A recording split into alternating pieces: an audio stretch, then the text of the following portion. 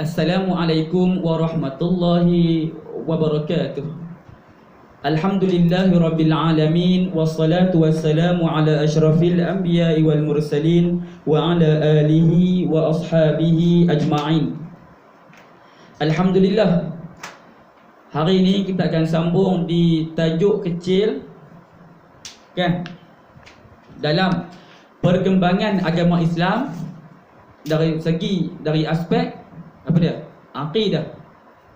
Okey. Hari ini kita tengok di muka surat 4 berkenaan dengan beriman kepada hari kiamat, dan juga muka surat 5 beriman kepada qada dan qadar Allah Subhanahu wa taala. Okey, kita mulakan dulu dengan beriman kepada hari akhirat, hari kiamat. Apa yang dimaksudkan dengan hari kiamat tu? Apa yang kamu faham? Kan? Di buku teks ni kamu boleh baca, hari kiamat bermaksud hari kehancuran dan kemusnahan alam. Pada hari tersebut semua makhluk dimatikan dan kemudian dibangkitkan semula di padang mahsyar untuk dihitung segala amalan-amalan yang dilakukannya semasa dia hidup atas muka bumi Allah ini. Tu dia. Faham tak? Jadi kita ni tak pasti pun kita ni berada di zaman mana. Adakah kita zaman akan berlakunya hari akhirat, hari kiamat, ataupun lama lagi ke, ataupun dah makin dekat ke? Faham? Kita ni kalau kamu perasan, banyak dah petanda-petanda hari kiamat tu dah makin jelas dalam kehidupan harian kita sekarang ni. Bilangan perempuan lagi ramai daripada lelaki-lelaki, kan? Alim ulama makin ramai yang Allah ambil balik, kan? Ramai sangat. Berlaku penindasan, pembunuhan, kan? Daripada pihak-pihak atas, maksudnya daripada presiden, menteri semua, kan? Penyelewengan kewangan apa semua tu antara apa? Petanda-petanda hari kiamat belaka lah tu. Cumanya tak keluar lagi je dukhan, asap tebal, tak keluar lagi je Dajjal. Semua tu tak keluar lagi saja, kan? Tak keluar lagi je Al-Imamul Mahdi. Tak keluar lagi je tu. Kalau keluar yang tu, Allah Rabbi, kita dah semakin dekat sangat-sangat. Okey nah. Kita tengok hari akhirat ni, hari kiamat ni, di mana hancurnya seluruh bumi ni. Kamu nak bayang macam mana hancur? Ni bumi kita ni, kamu gulung tikar, kan? Tikar yang ada di rumah kamu tu kamu gulung. Macam mana kamu gulung tu debu-debu yang keluar daripada tikar tu, macam tu jugalah bumi kita ni. Esok ni, bila mana malaikat Israfil meniup sangkakala yang merupakan tugas yang Allah perintahkan atas diri dia, ditiupnya sangkakala yang pertama, maka matilah seluruh makhluk yang bernyawa. Faham? Selepas pada tu ditiup pula sangkakala yang kedua, hancur lebur habis. Segala isi perut bumi hancur habis rata. Faham? Lepas pada hancur tu lah Allah hidupkan balik seluruh makhluk. Faham? Tu nah. Kita tengok pula di perenggan yang kedua. Antara sebab orang Arab jahiliah tidak mahu menerima seruan dakwah Rasulullah sallallahu alaihi wasallam adalah kerana mereka enggan beriman dengan hari akhirat. Pasal apa?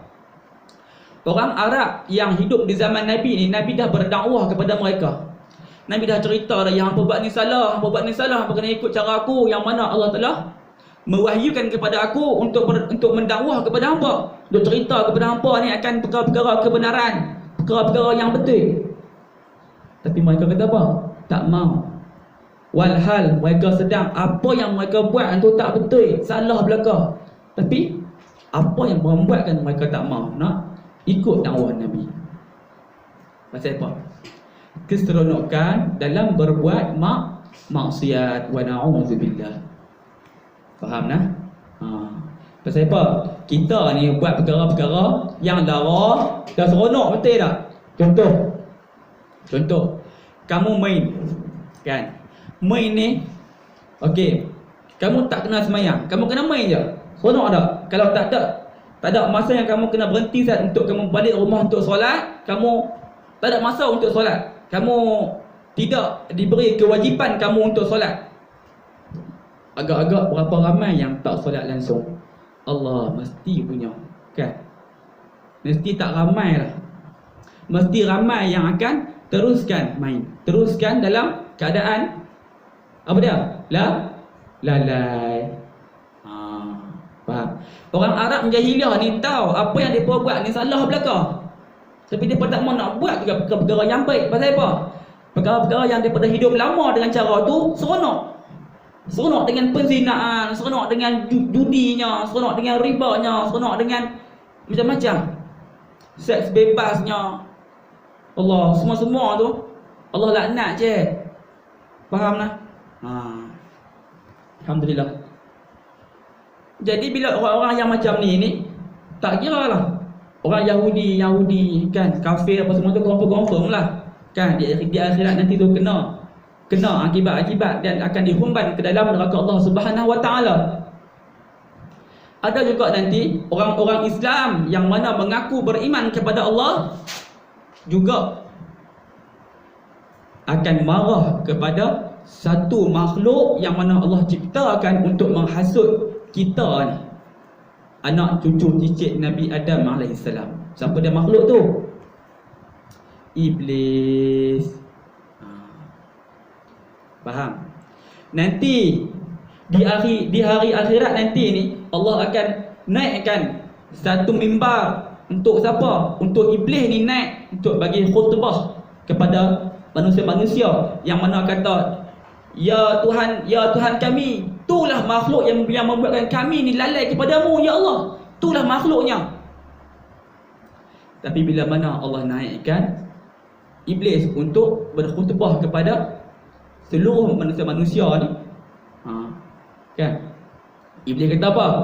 Aku hanya mampu menghasut. Aku tak pernah ambil tangan hang mencuri. Aku tak pernah pegang tangan hang untuk mencuri. Aku tak pernah pegang alat apa tubuh badan hang untuk buat perkara-perkara yang tak baik. Aku cuma mampu untuk menghasut. Jadi yang buat tu siapa? Yang buat tu diri kita sendiri. Jadi kita kenalah akibat-akibat yang setimpal. Wa na'udzubillah nah. Pasal apa?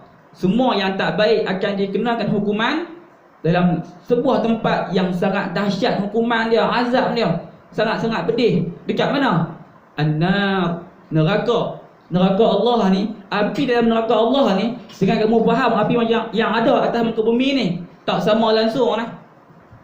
Tera api yang ada atas muka bumi ni, kamu dah cucuk tangan sikit pun dah sakit. Ini kan api neraka Allah. Wal a'yazubillah nah. Tersangatlah dahsyat siksaan yang menanti orang-orang yang buat kemaksiatan, yang buat perkara-perkara yang berdosa kepada Allah Subhanahu Wa Taala. Faham? Okey, yang kedua kita tengok balik. Beriman kepada qada dan qadar Allah Subhanahu Wa Taala. Okey. Beriman kepada qada dan qadar bermaksud kita mempercayai dan meyakini bahawa apa saja yang berlaku dalam kehidupan kita telah ditentukan oleh Allah Subhanahu Wa Taala sejak azali lagi. Okey. Bila mana perkara-perkara yang berlaku, yang terjadi dalam hidup kita daripada kita kecil sampai kita besar, akan ada perkara-perkara yang kita ingat. Perkara-perkara pahit engkau, kan, manis engkau, semua telah pun disusun atur, telah pun ditentukan oleh Allah Subhanahu Wa Taala untuk kita. Faham? Jangan pula duk kata setengah tu, kan, ada dua orang kawan. Yang seorang ni dia kaya, yang seorang ni dia miskin. Jadi bila mana yang kaya ni bagi duit kepada yang si miskin tu pun kaya. Dalam kerja buat dia kaya juga, sama macam yang tayang tadi ni, kawan yang tolong dia tu. Jadi kawan yang kaya yang mula-mula tu cakap dekat kawan yang miskin, dia kata, ni kalau aku tak bagi duit ke hang dulu ni, hang tak kaya macam lah ni. Boleh tak dia kata macam tu? Yang dia tolong tu, semua tu Allah detik ke dalam hati dia. Allah detik ke dalam hati dia untuk hang pergi tolong sipulan-sipulan tu. Pasal apa? Hang ada harta yang banyak, Jadi Allah takdirkan kawan yang dia tolong tu pun kaya juga macam dia. Semua tu Allah dah pun tentukan dah. Bukan kerja kita, bukan kerja kita. Nah, jadi orang yang susah pun Allah dah tentukan dah nanti dia besar dia akan susah. Pasal apa? Orang yang susah ni ada dugaan-dugaan dia sendiri. Orang yang kaya ni ada dugaan-dugaan dia sendiri. Ada sebuah kisah yang mana ada suami isteri yang kaya naik kereta besar, dia masuk dalam sebuah kampung. Dia lalu di tengah-tengah bendang ada lorong jalan tar kecil. Kalian pernah tengok tak? Kan? Okey, jalan tar kecil. Dia masuk lorong tu, dia jalan naik kereta besar dia kan. Bini dia ada dekat sebelah. Kan? Dia ni kaya raya. Anak seorang je. Anak duduk di belakang, anak kecil lagi.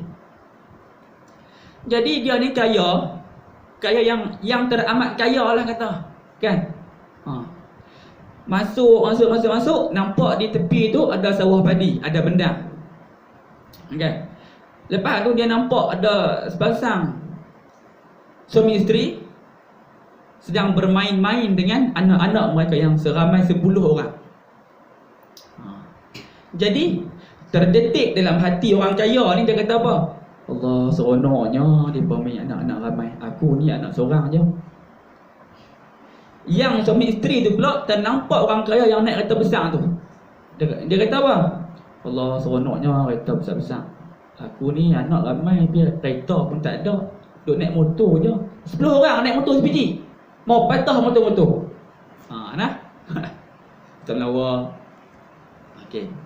Jadi dekat situ kita faham ujian yang dialami oleh orang kaya tu, harta banyak tapi anak seorang. Macam mana dia nak uruskan harta tu? Yang si miskin ni pula apa dia?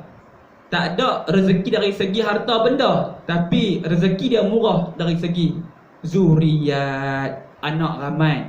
Nanti besar anak-anak akan tolong dia apa semua, insya-Allah lah. Jadi konsep ketentuan Allah yang kita kena faham. Nah, apa yang terjadi, apa yang berlaku dalam hidup kita, semua itu telah pun ditentukan oleh Allah Subhanahu Wa Taala. Nah, bila apa-apa yang berlaku tu kita fikir, Allah ni semuanya Allah nak uji aku ni. Dah tentukan dalam hidup aku ni akan berlaku macam ni. Faham? Sebagaimana orang Arab jahiliah dulu ni, mereka kata apa? Kita akan sembah akan apa-apa yang bawa kebaikan kepada kita. Contohnya matahari. Matahari itu memancarkan cahaya kepada tumbuh-tumbuhan yang ada di permukaan bumi ini, lalu tumbuh dengan subur, tumbuh dengan mekar elok segala tumbuh-tumbuhan tu. Jadi orang Arab jahiliah ni buat apa? Sembah matahari. Allah, pandai ke? Kau tak pandai. Matahari tu siapa yang cipta? Siapa yang izinkan matahari tu pancarkan cahaya dari ke atas muka bumi ni? Allah Subhanahu Wa Taala, Allah Azza wa Jalla. Kalau Allah tak izin, tak ada satu pun yang berlaku atas muka bumi ni. Faham? Kamu makan nasi, kan? Makan nasi, kenyang. Alhamdulillah, kenyang. Jadi, kamu nak kata yang kenyangkan kamu tu nasi ke? Allah yang kenyangkan kamu. Kan? Jadi kita buat makan nasi itu asbab kita kenyang, tapi yang mengenyangkan perut kita Allah Subhanahu Wa Taala. Faham? Kita tulis di buku guna pen. Pen tu ada dakwat. Tulis di redah, tulis. Kalau Allah tak izin keluar dakwat daripada pen tu, tak boleh tulislah kita. Pen tu hanyalah asbab. Faham? Jadi dekat sini ni kita kena yakin yang mana apa yang berlaku atas muka bumi ni semuanya datang daripada Allah. Tapi yang buruk-buruk tu memang daripada kita lah. Pasal Allah bagi kepada kita, Allah berikan kepada kita akal fikiran untuk kita fikir. Yang ni baik ke, yang ni buruk ke untuk kita pilih. Faham?